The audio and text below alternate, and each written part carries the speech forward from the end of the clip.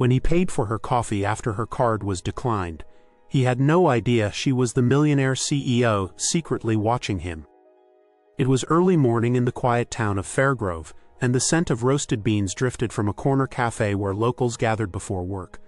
Among them was Eli Carter, 32, dressed in worn jeans and a navy utility jacket, dark curls still damp from a quick shower and calloused hands that hinted at years of labor. His chocolate-toned skin contrasted with the faint white scar on his left cheek, a detail from a childhood bike accident. With a kind smile and tired hazel eyes, he waited in line with a folded newspaper under his arm, ready to face another day. He didn't expect anything unusual until he noticed her. In front of him stood a woman, mid-30s, honey-brown skin glowing under the soft cafe lights. Her curly black hair was tucked into a loose bun, and she wore a simple gray hoodie over sleek black trousers. She looked composed except for the worry in her dark eyes when her card was declined. I'm not sure why it should work," she murmured, lips tightening. The barista, already annoyed with the line growing, sighed. That's when Eli stepped forward, gently placing a few bills on the counter. "Add her order to mine," he said with a modest shrug. She turned to him, eyes wide, stunned. "Thank you," she said, clutching her cup. "I'll pay you back," Eli just smiled. "No need, it's just coffee. We all have rough mornings." He didn't recognize her, not as the CEO of Valentech Industries, not as the woman who reshaped the tech world with her bold ethics-first platform. To him, she was simply someone who needed help, and that mattered. He took his coffee and moved to a small table, unaware that she remained standing by the window, watching him curiously. The woman, whose name was Leona Wells, rarely went out unnoticed, but today she dressed down on purpose. She had been scouting locations for a new outreach program and testing how strangers interacted without knowing her status. Eli had passed the test effortlessly. She pulled out her phone, typing a quiet note. "Find out who he is." It wasn't manipulation, it was curiosity, and maybe hope. Back at home, Eli's world was far from the glossy boardrooms Leona inhabited. He lived in a one-bedroom apartment over a bike repair shop where he worked 6 days a week. He was honest, loyal, and rarely noticed. But he believed in kindness because it had once saved him. Years ago, someone had done the same for him. That memory stayed with him. Now, unknowingly, he'd passed that kindness forward to someone who could change his entire life. Back at Valentech, Leona asked her assistant to discreetly identify the man from the cafe. "He paid with cash," her assistant noted. "But we can check cafe security footage." Leona nodded. She wasn't just curious, she was inspired. In a world flooded with polished resumes and practiced smiles, this stranger's instinctive kindness was rarer than gold. He hadn't seen her as valuable, and yet he'd given freely. She wanted to know his story. Eli had no idea that someone from Valentech, one of the nation's biggest tech companies, was tracing his steps. He finished his shift repairing a child's tricycle and tightening bolts on an old mountain bike. Meanwhile, Leona sat in her glass office overlooking the skyline, wondering how someone so real existed in a world full of pretense. She hadn't told her board, but she'd made a decision. She was going to meet him again. 1 week later, Eli received a formal envelope delivered by courier. He opened it expecting a bill or junk offer. Instead, it was an invitation. Valentech Leadership Workshop, guest participant chosen for community contribution. He blinked. There must be a mistake. He hadn't applied. He didn't even know what Valentech did. But the letter was signed by the CEO herself, Leona Wells. He rubbed his jaw, suspicious and intrigued. Eli showed up in his cleanest jeans and a second-hand button-up shirt, trying not to feel out of place among sharply dressed executives. The workshop wasn't what he expected. It was less about business and more about values, innovation, and leadership. And then she walked in. Leona, the same woman from the cafe, only now commanding the room in a navy pantsuit, exuding confidence. She glanced at him and smiled like an old friend. During a breakout session, Leona took Eli aside. "You probably don't remember me," she began. "But you paid for my coffee when my card was declined." His eyes widened. "That was you?" She nodded.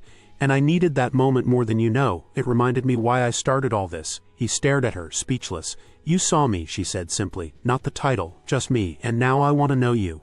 Leona invited Eli to lunch after the workshop. They sat on the rooftop terrace of Valentech's headquarters, surrounded by quiet greenery. "So," Eli said, his voice cautious. "Why me?" She looked at him thoughtfully. "Because you weren't trying to impress anyone. You didn't know who I was. And still, you showed integrity." She paused, stirring her tea. "I've interviewed thousands, but you showed me more in 30 seconds at a cafe than most show in an hour-long pitch." He chuckled, rubbing the back of his neck. I'm no tech genius. Good, she said, smiling. We've got plenty of those. What we need is character. Eli expected maybe a thank you gift or a small community grant, but what he got was far bigger. Leona offered him a role as community outreach consultant, helping lead a new initiative to support ethical business practices and local partnerships.